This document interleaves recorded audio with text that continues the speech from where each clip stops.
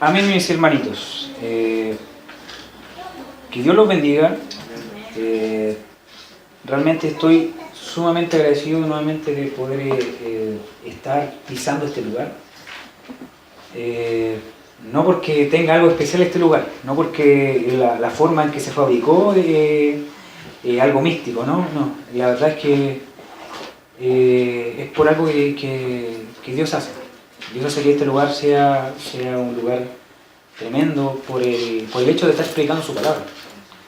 Así que me gozo, hermano, me gozo eternamente por mi Señor, porque Él me ha dado esta bellísima oportunidad de poder nuevamente retomar el estudio que estamos viendo. ¿Qué estamos estudiando? El gran panorama divino, ¿no es cierto? Amén. Bueno, para los que no estuvieron ayer estuvimos haciendo un pequeño devocional en la casa de Fabián, que tiene mucho que ver con lo que hoy día vamos a ver, así que los que no pudieron ir ayer no se perdieron de nada, así que pueden estar tranquilos de que hoy día vamos a repasar lo que vimos ayer. A modo de introducción,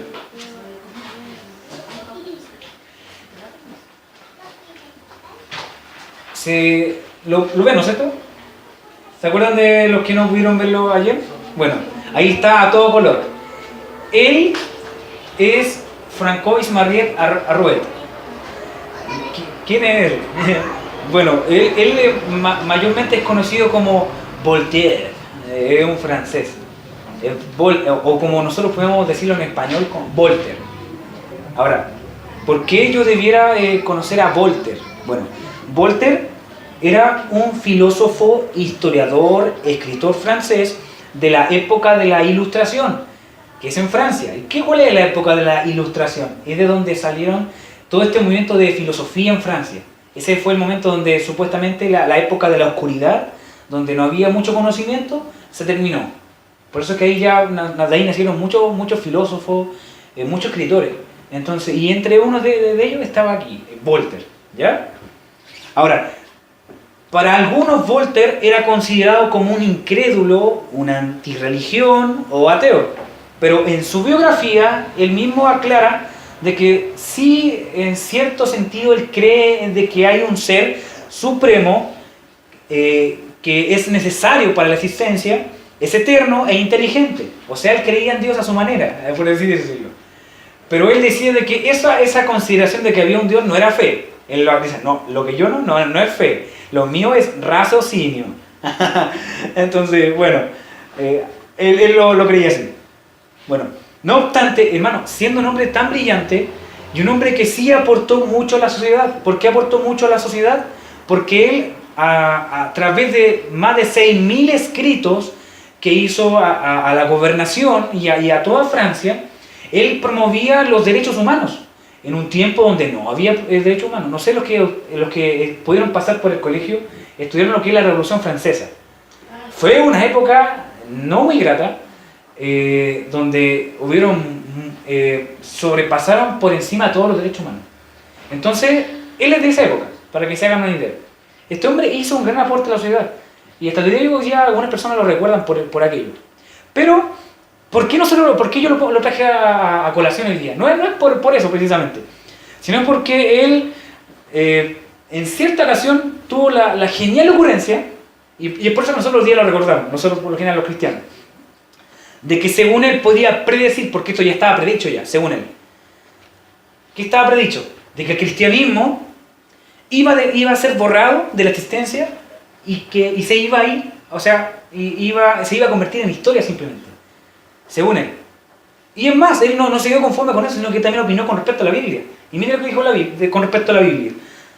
Dijo él que dentro de 100 años no se oiría más de ella. Y posiblemente sea una copia en algún museo, pero de lo contrario, habrá desaparecido, ya que es un libro completamente desacreditado, según él. O sea, él dijo de que no se iba a hallar, de que en 100 años más no se iba a hallar más Biblia. Y si es que se hallaba, era porque estaba en un museo. Y tomen nota de eso, porque esto es curioso. Pero ¿saben qué? Fue un grosso error. ¿Por qué? Porque su teoría o predicción fue la que quedó desacreditada. ¿Por qué? Porque, hermanos, hoy día nosotros estamos reunidos.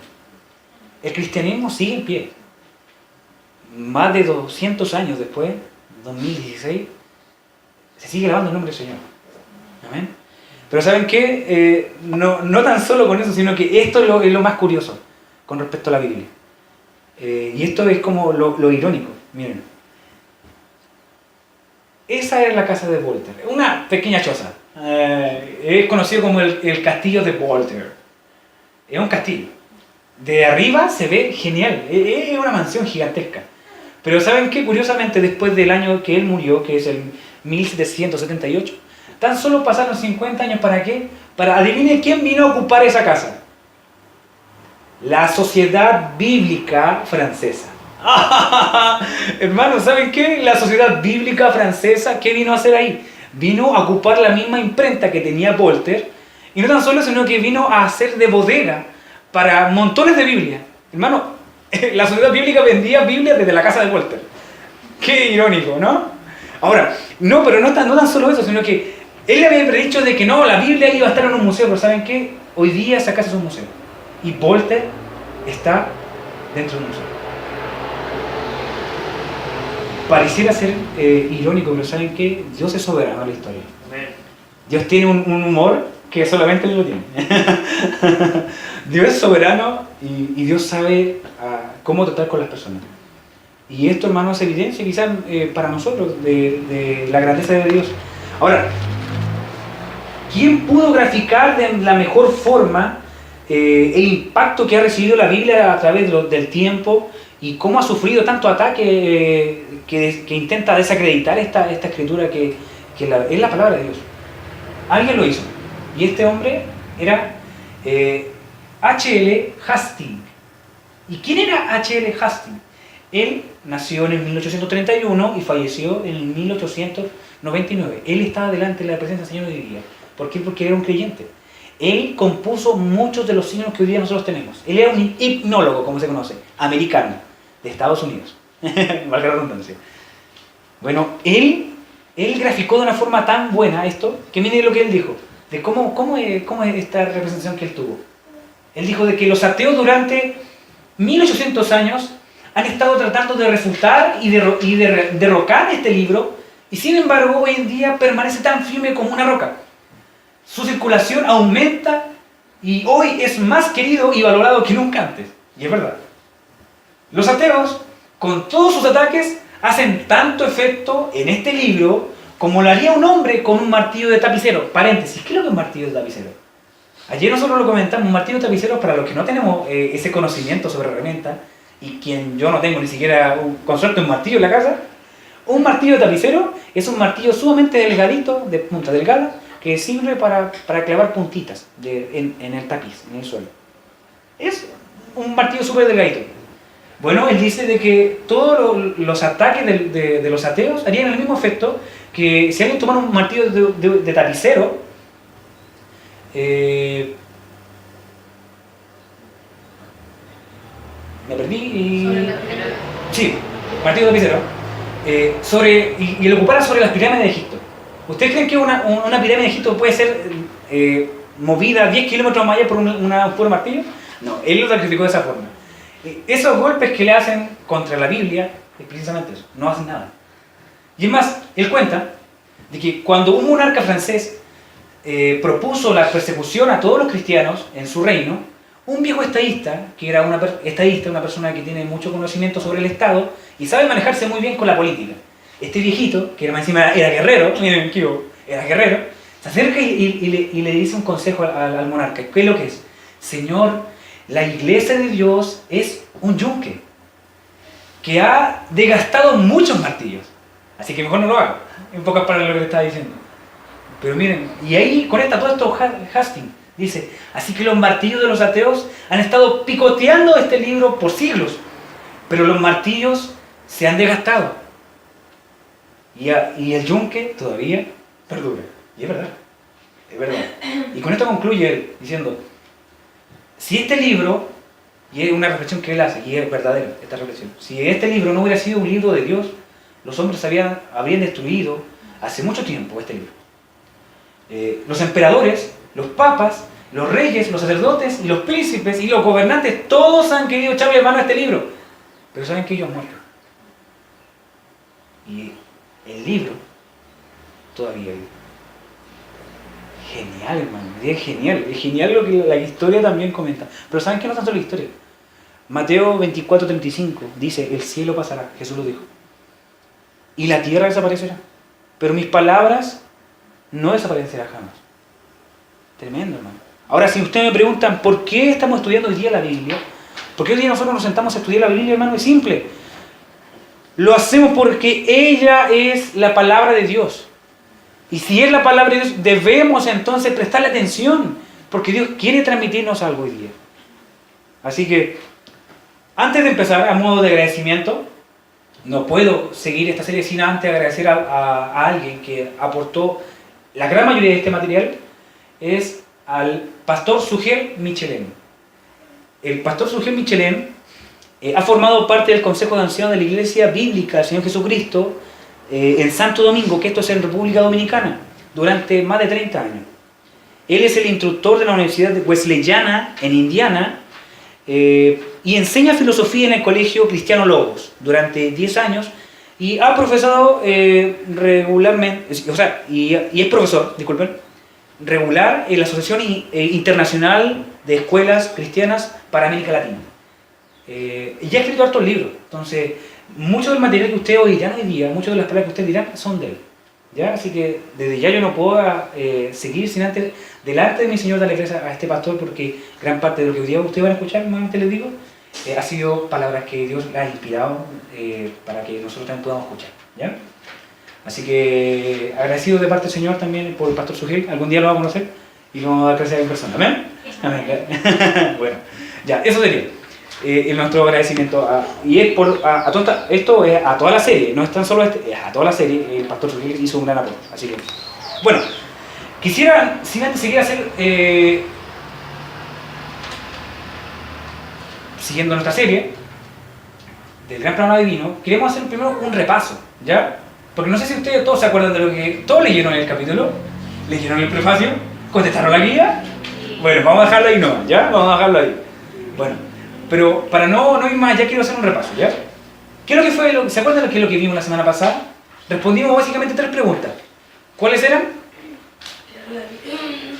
¿Qué no es la Biblia? ¿Ya? ¿Qué no es la Biblia? ¿Qué no es la Biblia? ¿Y cuál es el tema unificador de los libros? Ya, ¿cuál es el tema unificador que nosotros particularmente vamos a ocupar en esta serie, ya? Esas fue las 3 preguntas que nosotros vimos la semana pasada, ¿ya? Ahora, no voy a ahondar en el tema, pero para poder seguir y continuar, no voy a poder hacerlo por un tema de tiempo, pero para poder continuar con nuestro estudio, al respecto de esta gran historia de la Biblia, quisiera comenzar diciendo de que si hay algo en lo particular que me llama la atención, y de lo cual es fascinante, y de lo cual yo puedo encontrar en la Biblia, es de que gracias a la inspiración de Dios, o sea, a ese soplido que Dios transmitió a través de los escritores al momento de ellos y plasmar la palabra de Dios, que es la Biblia, como dijimos la semana pasada, hermanos, todo eso tenía múltiples propósitos, lo es, pero ¿saben que hay algo en particular que a mí en lo personal me llama la atención? ¿Y qué es? De que la Biblia fue de tal forma escrita de que al momento de que fuera leída o escuchada esta palabra de Dios por hombres o mujeres, sin importar si eran ricos, pobres, letrados o analfabetos, esclavos o libres, independientes de la época o el lugar de que fuesen estas personas, hermanos, independientes de todo eso, ¿saben qué? Su plan fue de que todos pudieran entender un mensaje. Y eso es increíble, hermano. Fue escrita hace ya casi 2000 años atrás, pero aún así se sigue entendiendo el mensaje básico. Se sigue entendiendo. Y obviamente esto es hasta donde nuestra mente finita nos puede guiar, pero también a través del Espíritu Santo también. No podemos dejarlo hecho tampoco de lado. Ahora, pregunta. ¿Dios podía haber hecho un libro con un lenguaje altamente sofisticado y sumamente complejo? ¿O no? Cierto, pues él lo podía haber hecho. Él podía haber hecho un libro que fuera sumamente difícil de leer. Pero ¿saben qué? ¿Cuál le pareció la finalidad de eso? ¿No es cierto? Ninguna. Ninguna. Pero ¿saben qué? Alabado sea el Señor porque en su condescendencia, porque esa es la verdad, Alguien dijo de que Dios nos habla como si nos estuviera balbuceando, como quien balbucea a un niño, para intentar comunicarse, ¿saben qué? Y Dios tiene que rebajarse demasiado para poder hablar con nosotros. Pero ¿saben qué? Eso es una tremenda demostración del amor de Dios con nosotros. De no habernos dejado ahí, sino que nos demostró su amor al transmitirnos este mensaje. Bueno, como les decía, en su gran condescendencia, Dios no lo hizo de esa forma, no lo hizo un libro así tan complejo, sino que en su sabiduría se reveló para que todos pudieran entenderla, como dije, obviamente, hasta cuando nos dé la capacidad. Pero a lo que quiero llegar con todo esto es de que cuando decimos de que Dios se ha revelado en su palabra, que es la Biblia, deberíamos entonces, por lo tanto, como dije al principio, prestarle atención. Porque si Dios se reveló y lo hizo de tal forma, vuelvo a decirlo, y soy insistente en esto, porque debemos nosotros, si venimos a este lugar, a prestarle atención a lo que vamos a escuchar. Y no porque me tenga que escuchar a mí, disculpen, no quiero decir eso, sino que es porque es la palabra de Dios. Es porque Dios sí tiene cosas que decirnos, hermanos. Y muchas veces nos la perdemos, porque no ponemos nuestro corazón en esto. Así que roguemos al Señor de que Dios nos ayude a estar concentrados en esto, ¿ya? Amén. Bueno, y también como aclaramos la semana pasada, también debemos considerar de que la Biblia es un todo, como un todo. No es un libro que estaba desconectado de uno de otro. No podemos hacer eso. Ni siquiera tampoco podemos dividirlo en dos, porque no sabríamos cuál es el comienzo y cuál es el final. Estaríamos como en la mitad. Entonces, ahora, pregunta. Si la Biblia, entonces como dijimos, es un libro que solamente cuenta una sola historia, una sola gran historia, ¿por dónde tenemos que comenzar? Por el principio, ¿no es cierto? Necesariamente tenemos que comenzar por el principio. Así que, ojo, aunque esta declaración puede sonar como algo simplista, porque sí, ¿por qué vamos a comenzar por el principio? Sí, es simple, no tenemos que darle mucha vuelta ni tampoco quemar mucho carbón ahí para entender eso. Pero ¿saben qué? Aquí quiero apuntar yo con esto. Y esto es lo que yo quiero que ustedes se graben el día de hoy. Es de que si nosotros no comenzamos por el principio, ¿saben cuál va a ser la repercusión de todo esto? Es de que si no tenemos un claro entendimiento del relato concerniente a la creación, el cual lo vamos a estudiar esta mañana, y que vamos a encontrar principal, pero no solamente, principal, pero no meramente, en los primeros capítulos de Génesis, capítulo 1, capítulo 2. Hermanos, aquí quiero llegar con esto de que no vamos a poder comprender la Biblia si no empezamos por el Génesis. No vamos a poder comprender la Biblia. Y este es mi deseo, incluso quiero que se enfatice aún más de que, de igual modo, si yo no empiezo por el Génesis, si yo no tengo un claro entendimiento de cuál fue la forma en que Dios creó todo, hermanos, ni siquiera voy a poder entender la vida. Y es verdad, vamos a verlo. Incluso ni siquiera vamos a poder entender la de cómo vivir la vida, si no tenemos un claro entendimiento de los dos primeros capítulos de Génesis. Tan solo los dos. Porque estos dos primeros capítulos forman todo el argumento. Y esto es tremendo, pero es verdad. Lo vamos a ver. Forma todo el argumento para toda la Biblia. Dos capítulos para toda la Biblia. Y lo vamos a ver. ¿Ya? Así que necesariamente tenemos que tener considerar este relato de Génesis, porque ¿saben qué? Porque nos proporciona un lente. ¿Se acuerdan que estaba hablando la semana pasada? De ese lente que nosotros nos ponemos. La Biblia nos proporciona un lente de que realmente nos hace ver la realidad como es, la perspectiva de la verdadera realidad. Porque si nosotros tenemos un lente que está como medio guateado así, como medio ondulado, nosotros vamos a ver el mundo así como medio raro, como dijo el pastor, quizás vamos a pisar como en vacío. Y es la verdad, nosotros si tenemos un lente equivocado en nuestra vida, vamos a reaccionar de una forma totalmente equivocada en muchas de nuestras áreas. Y eso tiene repercusiones. Así que, a manera de introducción, hermano, quisiera comenzar esta serie primero haciendo 3 preguntas. ¿Ya? ¿Cuál es la primera pregunta? ¿Cuál es el tema unificador que estamos considerando en esta serie de estudios? ¿Cuál era? El reino de Dios, con firmeza, ¿sí? Con firmeza, el reino de Dios, ¿ya? Ahora, segunda pregunta. ¿Cómo es que definimos el reino de Dios? ¿Se acuerdan la definición de James Goldsworthy? ¿Se acuerdan cuál es la definición de reino? La definición del reino nosotros la dijimos como el pueblo de Dios, en el lugar de Dios, bajo el gobierno de Dios. Bueno, a eso Robert Vaughan le agrega, también es un lugar donde, por lo tanto, es un lugar que es bendecido por Dios. Los que están ahí son bendecidos por Dios. Pero nosotros solamente vamos a hacer estos tres conceptos. El lugar de Dios, o sea, el pueblo de Dios, en el lugar de Dios, bajo el gobierno de Dios. Ese concepto se va a repetir en todo, ¿ya? Así que vamos a estar repitiéndolo constantemente. Ahora, tercera pregunta. ¿Por qué el tema del reino puede llegar a ser un tema unificador de la Biblia? Si ustedes pudieron leer el capítulo van a entender por qué. Bueno, a esto nosotros tenemos que decir de que a pesar de que el tema del reino no se encuentra en el Antiguo Testamento, así textualmente el reino de Dios no se encuentra textualmente en el Antiguo Testamento, el concepto sí está muy presente en él. Ahora, ¿por qué está muy presente? Porque en el Nuevo Testamento el reino de Dios fue un tema dominante en la escritura del Nuevo Testamento. Ahora, consideremos de que, ¿cómo inició Jesús su ministerio? Si ustedes van a Marcos, capítulo 1, verso 15, pueden hacerlo si quieren. Él comienza diciendo, el tiempo se ha cumplido y el reino de Dios, ¿qué? Se ha acercado. Y él dice, arrepentidos y sigue, pero el tema dice, el reino de Dios se ha acercado. Entonces, es porque había algo que estaba prometido y se acercó. Entonces, el tema del reino está dominantemente en todo el Antiguo Testamento. Ahora, y el mismo, nuestro Señor Jesucristo, enseñó de que su misión, ¿cuál era su misión? Era introducir al reino como cumplimiento de la profecía del Antiguo Testamento. Y es precisamente por esto que el tema del reino viene a ser un tema que unifica toda la Biblia. ¿Y por qué? Porque a lo largo de la Biblia, ¿sabes lo que nosotros vamos a ver? Y este es el tema central de entre comillas, de la Biblia, porque ahí vamos a aclarar muchas cosas, pero esto quiero que lo tengan presente. ¿La Biblia de quién es la historia? ¿De quién es esta historia? Precisamente así, bien específicamente, ¿de quién es la historia? ¿Saben qué de quién es? De Dios el Padre.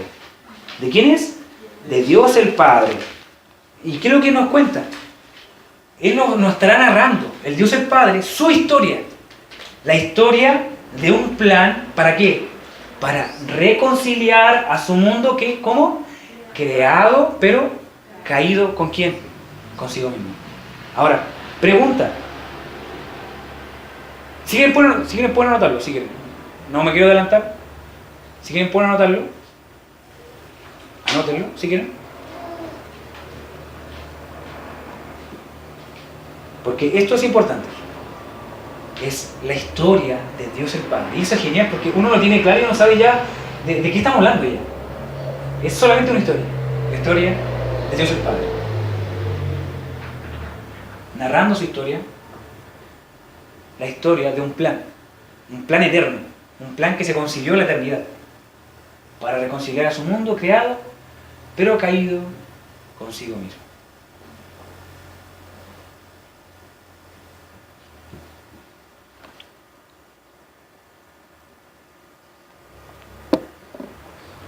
¿Amén? Ya. Ahora, aquí salta una pregunta. Si ustedes se dan cuenta. Aquí salta una pregunta.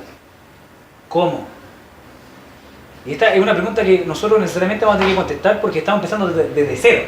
Nosotros estamos empezando ahora un discipulado desde cero. Entonces, y aclaro que muchas de las cosas que ustedes quizás hoy día van a escuchar ya las tienen más que claras. Pero, lo vuelvo a decir, es necesario repasar porque ¿saben qué? Hay cosas que se nos pasan. Esta cosa a mí se me pasó. Entender de quién era precisamente la historia es un tema que es un gran detalle. No es menor. Es un gran detalle saber de que esta es la historia de Dios el Padre. Una sola persona en la Trinidad tiene esta historia. Obviamente los tres participan, pero es la historia de Dios el Padre. ¿Amén? Amén. Así que, ahora viene la pregunta. ¿Cómo es que él haría eso? ¿Cómo es que el Padre podría lograr eso? Es la gran pregunta. ¿Saben qué? ¿Cómo es la única forma que él pudo consumar su plan? Fue a través de un pago muy elevado. Y no le costó, no fue gratis. Fue a través de un pago muy elevado. O sea, permitir la muerte, porque él tenía que permitirlo. Tenía que permitir la muerte de su único hijo. Ahora, por desagradable que fuera esta decisión, ese pago determinaría todo el futuro del reino. De su reino, que se había perdido. si quería recobrarlo, este pago iba a determinar todo. Ya que por medio de él haría posible de que en cierto momento de la historia su espíritu entrara en escena y comenzara a sanar a parte de su pueblo. ¿Para qué? Porque él lo decidió de esta forma. Para que su pueblo, siendo guiado por él mismo, sirviera como vehículo para propagar esta cura, la cual se haría hasta cuando él volviese. Hasta cuando él volviese en persona, en poder y gloria, para de una vez por todas renovar todas las cosas, absolutamente todas las cosas, para así finalmente recobrar su reino. Y con él no tan solo su reino, sino que a su pueblo. A su pueblo. ¿Amén? Amén. Así que hermanos, esto responde a muchas dudas. Ojo, y aquí hay repercusiones de entender esto. Porque ¿saben qué? Aquí nosotros aclaramos una gran pregunta. ¿Cuál es la finalidad de la salvación? ¿Cuál es la finalidad en sí misma de la salvación? ¿Saben qué? No solamente es ir al cielo. No es simplemente ir a un lugar donde no vamos a llorar, donde no.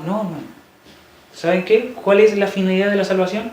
La finalidad de la salvación es la de rescatar a una creación trastornada por el pecado. Esa es la finalidad. Porque hay un plan. ¿Para qué es? Para rescatar. Ese es el plan. No es simplemente que Dios nos viera a dar un pase gratis al cielo. Toma, aquí tienes un pase gratis, puedes ser feliz. No es que Dios esté dando así perdonazos como un burócrata. Hermano, Dios no es alguien que está sentado así en un mesón donde uno va como ir a quien va a hacer un trámite. Trámite aquí quizás nosotros le debemos a alguien, a un banco por así decirlo. Dios no es así como alguien que está cobrando en un banco, de que está hastiado ya de que nosotros le debamos y ya sabes qué más, ya toma, te pago y ándate. No, saben que Dios no hace eso. Dios no hace esos perdonazos que son burócratas, no. Dios perdona porque Él lo quiso. Él lo hizo con gran amor y gran deseo, el perdonar a su creación. Y tuvo que pagar un alto precio por eso. Así que Dios no perdona así como por perdonar. No. Tiene un plan. Y tiene un propósito. ¿Cuál era ese propósito? El de rescatar a su creación que fue trastornada por el pecado. ¿Amén?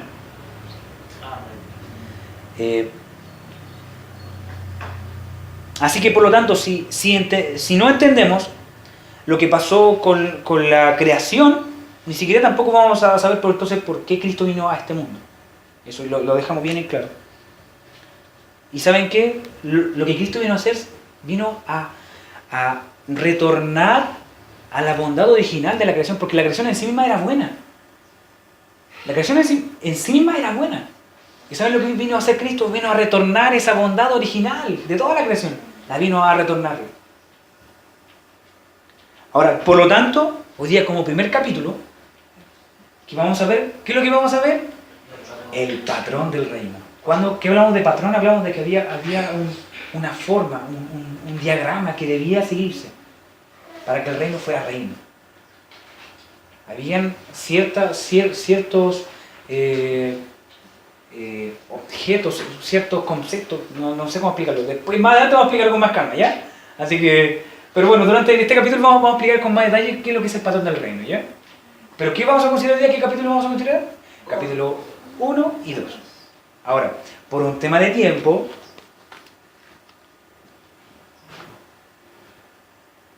quisiera que viéramos qué vamos a considerar el día de hoy. ¿Qué es lo que veremos en este gran capítulo del patrón del reino? Que en Génesis 1 y 2 encontramos una muestra de cómo era la creación en su inicio y de cómo debería haber sido el mundo. De esta enseñanza vamos a traer solamente 4 grandes principios. ¿Ya? Eso es lo que vamos a hacer en esta serie, en este tema. Vamos a traer 4 grandes principios. Principios que estaban detallados en el libro, así que no se preocupen si no nos pueden anotar, están detallados ahí en su libro. ¿Cuáles eran esos principios? Primero, de que al ver Génesis 1 y 2, vamos a entender de que Dios es el autor de la creación. ¿Ya? En segundo lugar, vamos a entender de que Dios es el rey de la creación. En tercer lugar, el ser humano es el pináculo, o sea, el lugar más alto de la creación, ¿ya?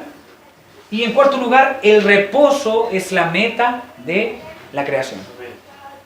Ahora, por un tema de tiempo, y también acogiendo un poco los comentarios y las sugerencias que me hicieron por el tema de tiempo, hoy día solamente vamos a tomar los dos primeros puntos, ¿ya? Así que relativamente vamos a ser breves hoy día. Dios nos ayude, ¿ven? Dios nos ayude.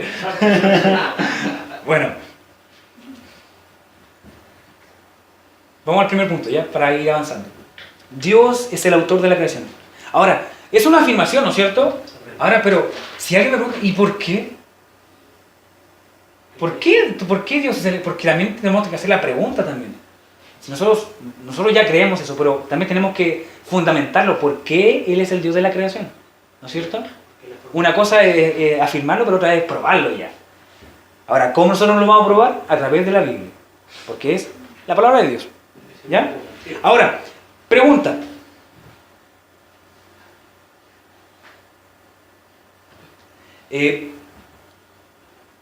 ¿Cómo comienza la Biblia? Así, totalmente, ¿cómo comienza? En el principio, Dios. ¿qué Dios hizo? Bien, en el principio Dios. Hermano, esa afirmación, ¿por qué le digo que se la memoricen? Porque esa afirmación, hermano, por simple que pueda sonar, porque lo es, hermano, al mismo tiempo abarca algo que es de tremendas proporciones. Es simple la afirmación que se hace en la Biblia, pero tiene tremendas proporciones. ¿Y por qué? Porque en Génesis 1.1 todo esto apunta de inmediato a la majestad de Dios, al poder, ya que Él hizo todas las cosas. ¿Por qué? Por el poder de su palabra. Amén. Incluso dice en otro pasaje, por la palabra, dice en Salmos 33.6, dice, por la palabra de Jehová fueron hechos, ¿qué? Los cielos y todos los ejércitos, o sea, las estrellas, los planetas, todo eso, los ejércitos de ellos, por el aliento de su boca. Y todo eso, hermano, nos muestra y tan solo eso, el ver eso, nos muestra de que desde ya hay un solo Dios vivo y verdadero, que creó los cielos y la tierra, y cuyo poder y soberanía se encuentra sobre todo poder y toda soberanía. Ahora, otro versículo más que me ayudaría como a entender un poco más esto es Salmos 24, 1 y 2. ¿Qué dice Salmos 24, 1 y 2? La tierra es del Señor. ¿De quién es la tierra entonces? Del Señor. Y todo lo que hay en ella, el mundo y todos sus habitantes, le pertenecen. Pues Él echó los cimientos de la tierra sobre los mares y estableció sobre las profundidades de los océanos. Amén. Así que, por lo tanto, la Biblia comienza mostrándonos claramente de que Dios es el autor de la creación. Ahí está nuestra afirmación. Ahora, recién nosotros podemos afirmarlo ya. Dios es el autor de la creación. Y eso es genial, hermano. Es genial saber eso, porque también, como le digo, nosotros vamos a ver cómo esto va a repercutir en nuestra vida. Ahora, quiero avanzar en algo y en un punto específico con respecto a la Trinidad en Génesis. Un paréntesis, solamente vamos a responder tres preguntas, ¿ya? Con respecto a la Trinidad. Primero, ¿la palabra Trinidad cuándo se ocupó? Bueno, la palabra Trinidad fue utilizada por primera vez ¿por quién? Por Quinto Séptimo,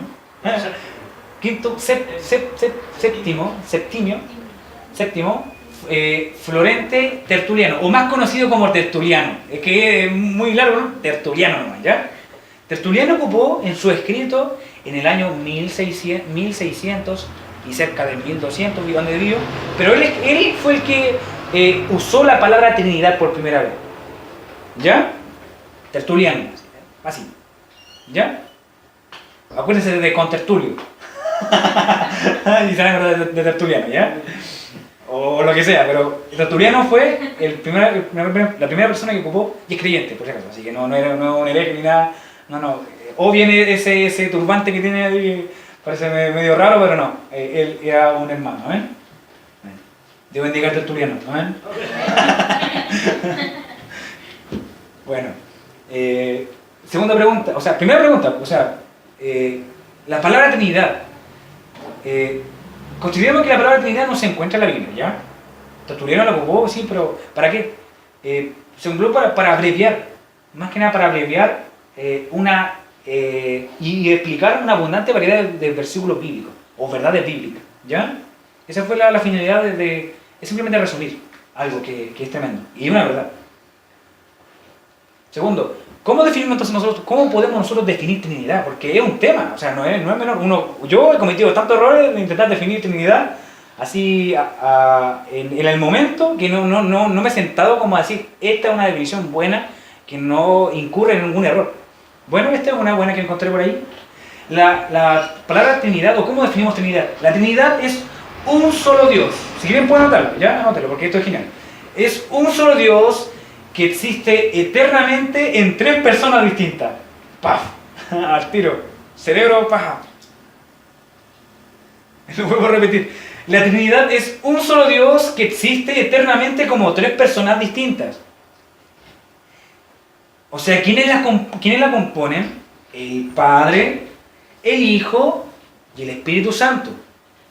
Ahora, ¿quiénes, estas tres personas, son cada uno plena e igualmente Dios? Los tres son Dios. ¿Y qué hacen ellos? Ellos se envuelven en una relación entre sí, una relación eterna. Son tres, pero son uno. Ahora, ¿cómo yo si es que se me olvida cómo es que si se me olvida esta definición, cómo es que yo no puedo incurrir en un error? ¿Lo tienen, no es cierto? ¿Lo notaron? Ya. ¿Cómo es que yo podría entenderlas con tres cosas que yo debo considerar cuando hablo de la Trinidad? Primero, para no cometer un error, tenemos que considerar estos tres puntos, ¿ya? Primero, para no cometer error, tengo que considerar primero que Dios es tres personas. Eso es verdad. Lo segundo, cada persona es plenamente Dios. Y lo tercero, hay un solo Dios. Teniendo presente eso, no voy a cometer un error. Y no voy a hacer un hereje y no voy a tener un lugar reservado ahí en el lugar calentito por haber dicho algo. Es una herejía. Así que, esos son buenos conceptos, buenos puntos para no cometer un error e intentar quizás en el momento explicar qué es lo de la Trinidad, ¿ya?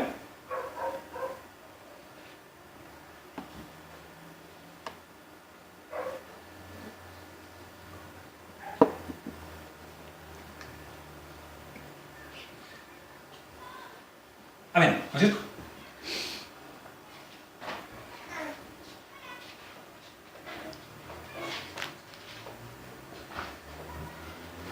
Lo tenemos, ¿no es cierto? Ya. Miren, aunque la doctrina de la Trinidad obviamente no fue claramente revelada en este punto del Génesis, de la revelación histórica, porque es una revelación histórica esto, Dios se reveló históricamente y progresivamente en la historia. Aunque no fue todo esto tan claro en el Génesis, y no creo tampoco que Moisés haya tenido como la Trinidad así como tan claro, ¿no? Quizás lo escribió inspirado por Dios, pero todavía no entendía lo que escribió, pero fue inspirado, igualmente. Ahora, aunque no estaba tan claro en el Génesis, ya nosotros podemos comenzar de que ya hay un Dios trino. Y nosotros ya podemos empezar de que ya hay un Dios trino. Y que toda la creación. Y por favor les pido que puedan leer Génesis 1, del 1 al 3, en su Biblia. Por favor, abramos la Biblia. Hoy día también vamos a ocupar la Biblia, así que no tan solo los lápices y las hojas, sino que también vamos a abrir nuestra Biblia.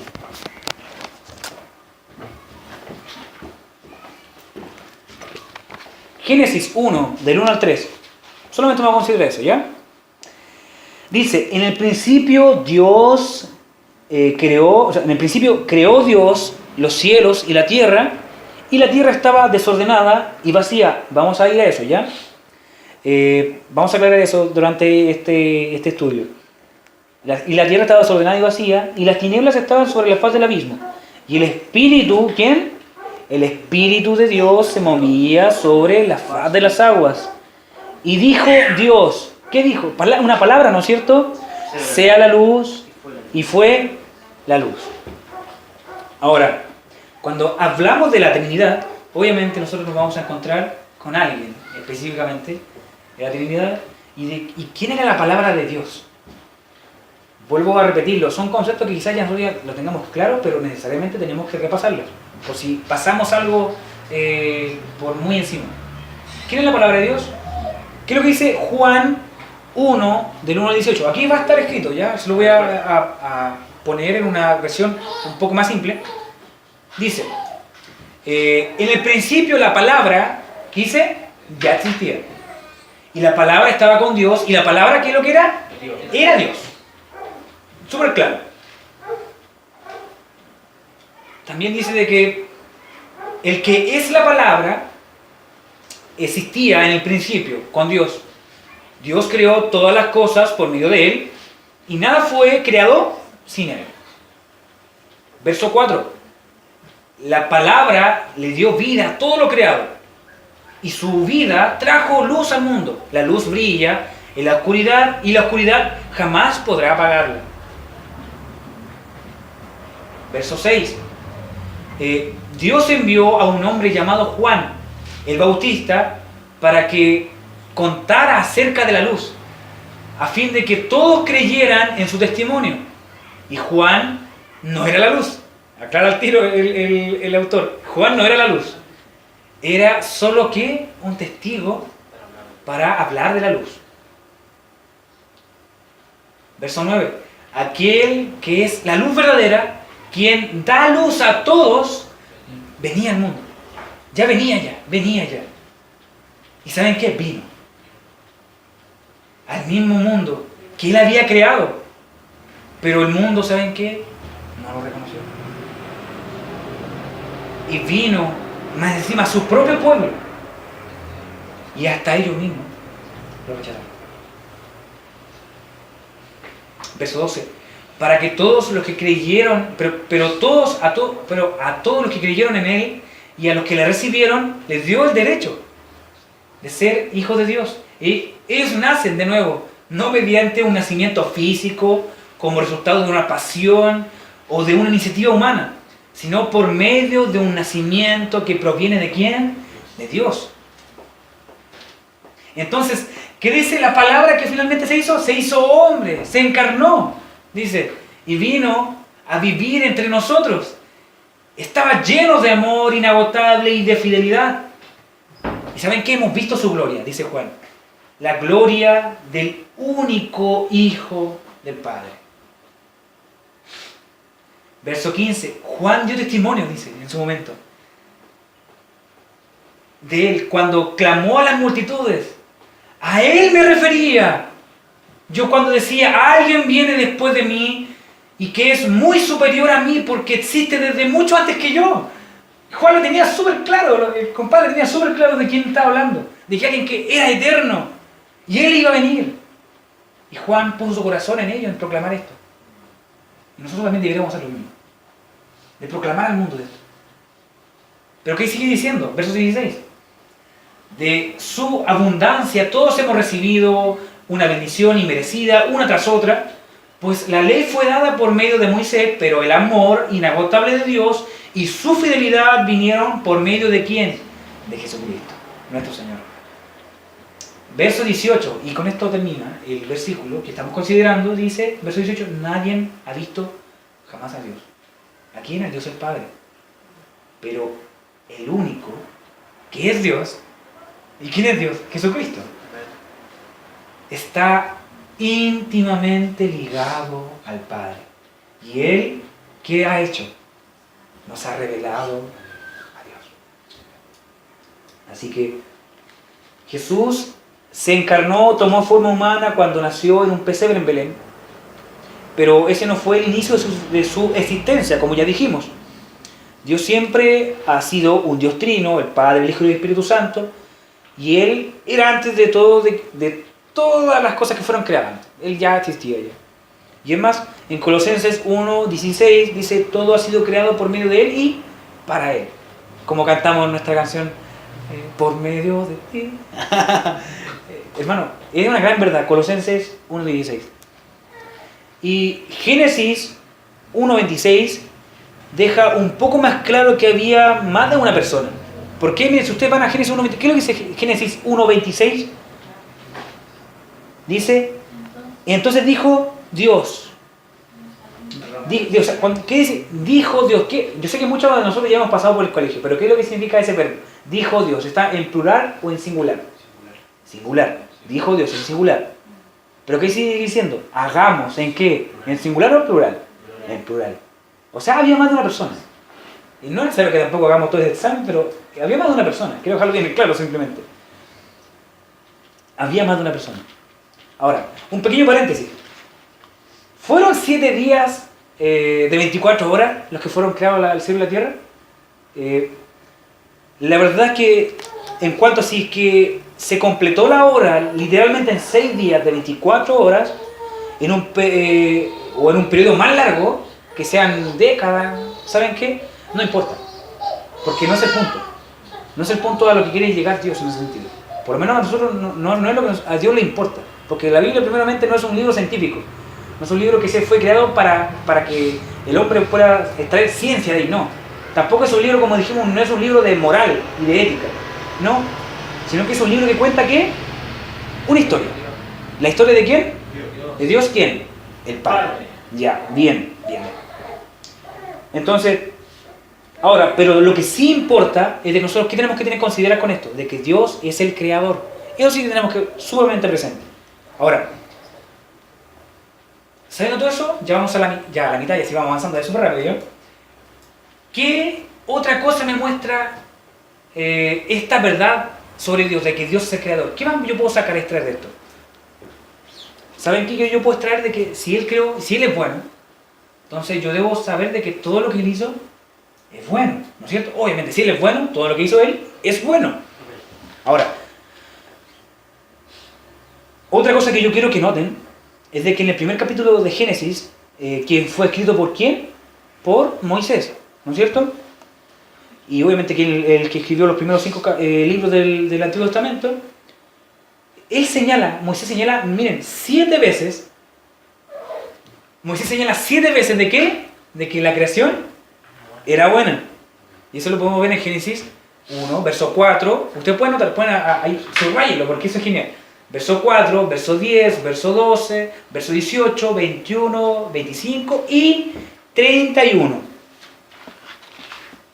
Ahora, y como por si fuera poco, el séptimo día, ¿por qué es tan importante el séptimo día? Porque como guinda, ¿saben qué? Moisés escribe esto. De que la creación, dice, verso 31, ¿quién lo puede leer, por favor? ¿Quién lo puede? Que alguien lo lea, para que... Léalo nomás, verso 31.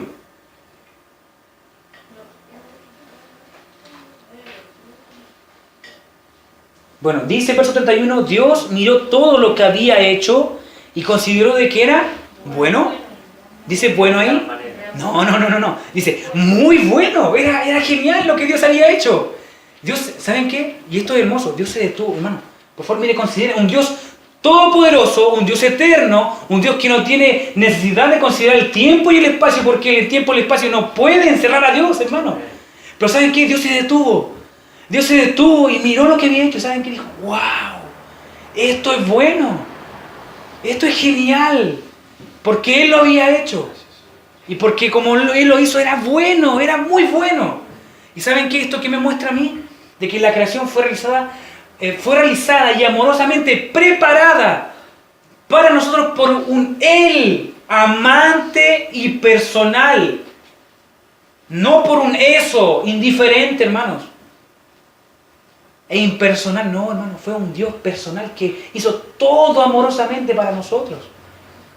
Él se derramó, hermano. Él puso tiempo, hermano. Él deseó, hermano, no teniendo necesidad alguna. Nosotros lo vimos el jueves, la supremacía de Dios. Dios es supremo, hermano, no necesita nada de nadie. Pero ¿saben qué? Él quiso compartirse consigo mismo. Él quiso compartir con su creación. Quiso entrar en una relación con seres totalmente inferiores a él. Pero ¿saben qué? Él decidió hacerlo. Y él consideró que eso era bueno, esa relación que iba a ser buena y genial, hermano. Genial. Iba a ser genial. Entonces, todo lo que Dios hizo era bueno, hermano. Fue bueno. Ahora, ¿qué aplicación práctica? Y esto es genial, porque aquí nosotros sacamos aplicaciones prácticas. ¿Qué aplicación práctica? ¿Qué me enseña esto? Bueno, si consideramos de que Dios creó todas las cosas, entonces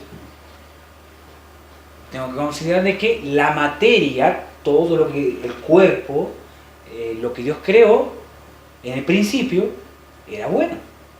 ¿Ya? Bueno, ¿y saben qué? El problema es que con esto es una gran verdad, pero ¿saben qué? El mundo contradice esta verdad. ¿Por qué? Porque muchas de las enseñanzas que encontramos en muchas religiones y en filosofías, especialmente las que vienen del Oriente, o sea, de ese lugar de África, Asia, todo eso nos enseña de que lo espiritual es superior a lo material. ¿Es verdad? Muchos dicen, no, lo espiritual es superior a lo material. El espíritu es superior al cuerpo. Hermano, y eso no es verdad. No es verdad. Ciertamente nuestro cuerpo está corrompido, pero fue lo que Dios creó. Por lo tanto, y es más, cuando nosotros los que hemos abrazado y entendido de que la Biblia debe entenderse y estudiarse adecuadamente, con una interpretación adecuada, nosotros hemos entendido de que el espíritu también está corrompido. Nosotros hablamos de depravación total, y eso abarca todo. No solamente hermano, abarca todo. Nuestra alma, el Señor dice muy claramente que del alma provienen cosas malas. ¿Cómo eso? No, hermano, del alma provienen muchas cosas malas. Del cuerpo también está corrompido. Pero ¿saben qué? Dios sigue diciendo que el cuerpo, entonces no puedo hacer esa dicotomía, hermano. Porque entonces no considero la verdad de la Biblia. Y estoy enseñando una enseñanza totalmente contraria a la Biblia. Entonces, por lo tanto, yo debo considerar el cuerpo como una alma algo bueno, algo que Dios creó en el principio que era bueno. Y que obviamente Él va a retornar a su verdadera bondad. Pero yo no puedo, ni tampoco hacer esa dicotomía, decir, no, es que esto es para allá, esto es para acá. No puedo hacerlo. No puedo decir de que lo espiritual es superior a lo material. Y vamos a ver por qué. Voy a fundamentarlo, no me voy a quedar ahí. Así que, no, mis hermanos, como dije entonces, lo espiritual no es superior a lo material. La materia sí importa, ¿por qué? Porque Dios la creó. Dios creó este mundo. Si fuera malo, Dios no lo hubiera querido retornar a su bondad original. Si fuera malo, Dios lo hubiera destruido. Pero ¿saben que no? Dios quiere retornar a su bondad original. Entonces, por algo Dios lo creó. Y sabe que Dios puede hacerlo.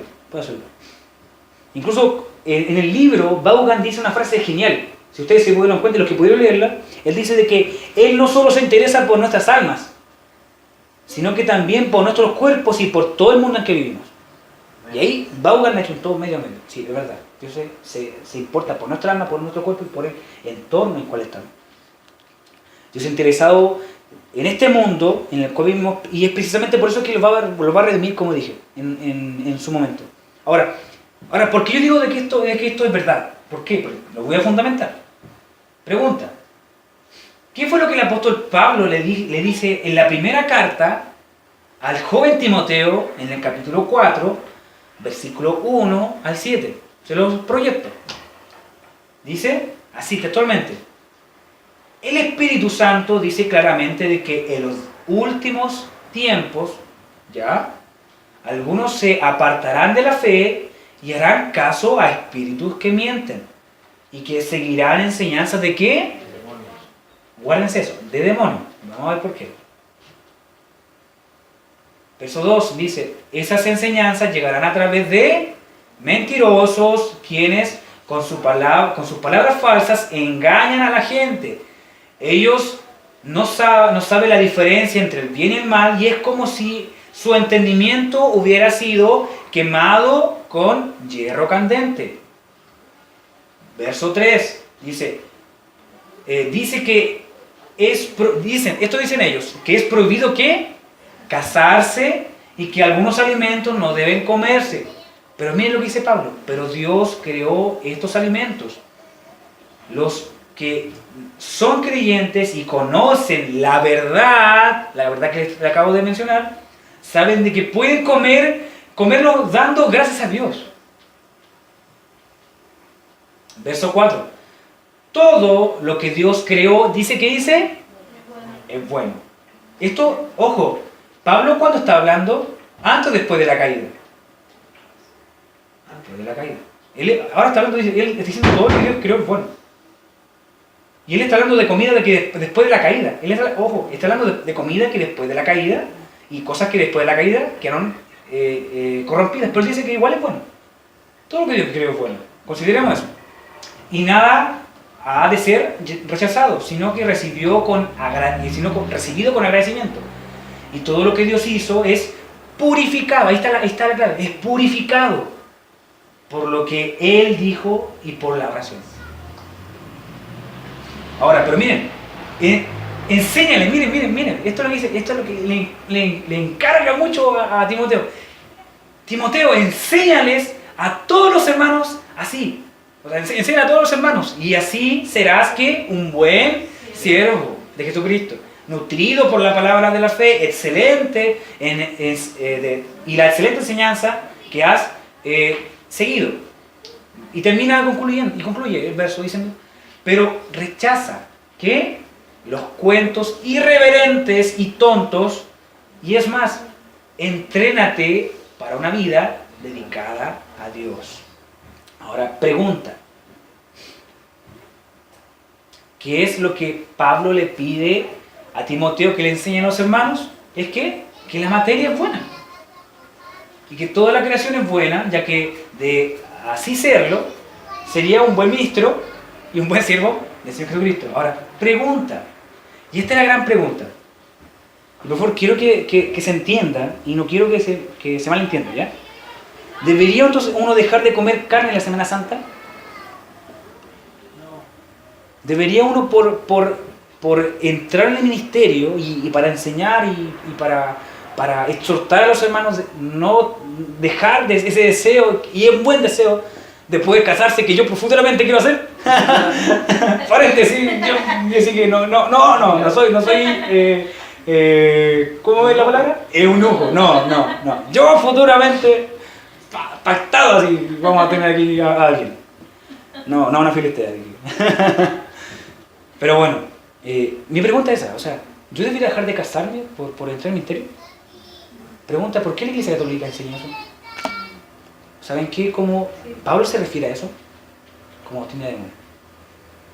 Y ojo, hermano, y por favor quiero y si es que alguien escucha este audio, porque sé que lo van a subir a YouTube, espero de que no se ofenda, porque yo lo que estoy haciendo no es ofender a la persona.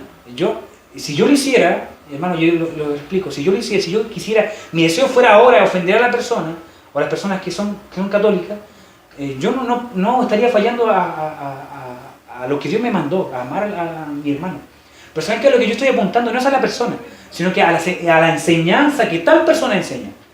Y ¿saben qué? Yo no puedo tener hacer la vista gorda, no.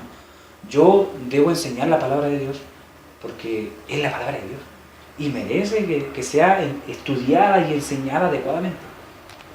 Entonces, no digo de que yo esté libre de equivocarme, no, pero ¿saben qué? He puesto mi corazón en esto. He puesto mi corazón en esto, en hacerlo bien. Entonces, ¿qué yo digo al respecto, hermano? No, hermano, lamentablemente eso es una doctrina de demonios. Una doctrina de demonios, que no tiene fundamento alguno. Así que, hermanos, por lo tanto la materia es buena y quiero que lo veamos seguidamente en los relatos, ¿ya? Ahora, en un pequeño recuento. ¿Qué es lo que hemos aprendido de Génesis 1? Que Dios es el autor de la creación. ¿Qué aplicación práctica puedo tener esto para mi vida? De que la materia es buena. ¿Y qué otra cosa me enseña de Dios? Que Dios en el principio, o sea, que en el principio estaba presente la Trinidad. Y las tres cosas aprendemos de este primer punto. Ya vamos a ir terminando en el segundo punto, que es sumamente rapidito. Y también que Dios, todo lo que creó, Dios es bueno. Nuestro segundo punto, ¿por qué Dios es el rey de la creación? que no sé cuánto llevamos de tiempo ya. 55. Ya, si quieren podemos dejarlo hasta aquí. Si desean podemos dejarlo hasta aquí, no sé si ustedes tienen algún problema, dejarlo hasta aquí o quieren seguir. Necesito que usted me diga. Yo creo que yo opino que lo dejemos hasta aquí. Ya, hasta aquí lo dejamos, ya, no hay ningún problema, ya. Con los 3 primeros. Ya, repasen, ya, lo único que les pido, repasen, lean el capítulo y estudien, ya, para que no queden con dudas, ya. Y bueno, y si es que así fuera, podemos contestarlo, así que ya. Así que Dios los bendiga, oremos, ¿ya? Oremos. Señor, te damos gracias, Señor, porque sabemos de que tú has hecho todas las cosas, Señor. Sabemos de que tú estuviste en el principio, Señor, y eso es tremendo, Señor. Saber de que tú siendo Dios, viniste a este mundo y te diste por nosotros, Señor. Tú viniste a este mundo a respirar, Señor, este polvo, Señor, esta tierra, Señor, que fue corrompida por el pecado, Señor. Pero aún así tú decidiste, Señor, nacer un pesebre, venir y sufrir el desacrédito, Señor, de quienes tú creaste, Señor. Perdónanos, Señor, si aún en este tiempo tu iglesia tiende a hacer eso, Señor. Ayúdanos, Señor, danos un corazón que realmente anhele conocerte, Señor, anhele estar con el Creador, Dios, porque tú, oh amado Padre, nos has mostrado de que tú tienes una historia que nos has contado.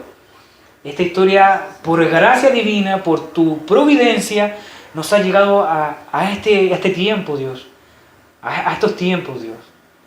Y nos ha llegado, Señor, íntegra, Dios. Y gracias por eso, Señor. Te alabo, mi alma te alaba, porque solamente es algo que tú puedes hacer, Señor. No es algo que yo pueda mover, Señor, sino que es por tu gracia y por tu providencia, Señor. Mi alma te alaba, Señor, y tan solo te pido, danos corazones, Señor. Corazones que te alaben, Dios. Corazones que deseen alabarte por la creación que tú has hecho, Señor. Y también anhelen, Señor, por sobre todas las cosas, Señor, que un día tú puedas volver, Señor, y retornar a la bondad original que teníamos, Señor. Por eso confiamos en ti, Señor, confiamos de que tú volverás, Señor, y oramos nuevamente, Señor, junto con todos los santos que hoy día se encuentran contigo, Dios. Ven pronto, Señor, apura tus pasos, Señor, porque, oh Señor, queremos verte, Señor. Queremos, Señor, contemplar tu hermosura, Señor. Quitarnos, Señor, este pecado que hay en nosotros, Señor, para poder adorarte con toda libertad, Señor, con corazones regenerados completamente, Señor, por tu Santo Espíritu, Señor, y tener cuerpos, Señor, que puedan estar aptos para estar contigo, Señor, y habitar, Señor, contigo, Señor. Por eso, gracias, Padre. Mi corazón se derrama delante de ti, Señor, en agradecimiento, al igual que tu pueblo, Señor. Gracias por tu presencia, Señor, y tu palabra, Señor. Te lo pedimos, oh amado Padre, recibe todo este agradecimiento en el nombre de tu Hijo Jesucristo, Señor, nuestro único Salvador. Amén. Y amén, Señor. Que Dios los bendiga, hermano.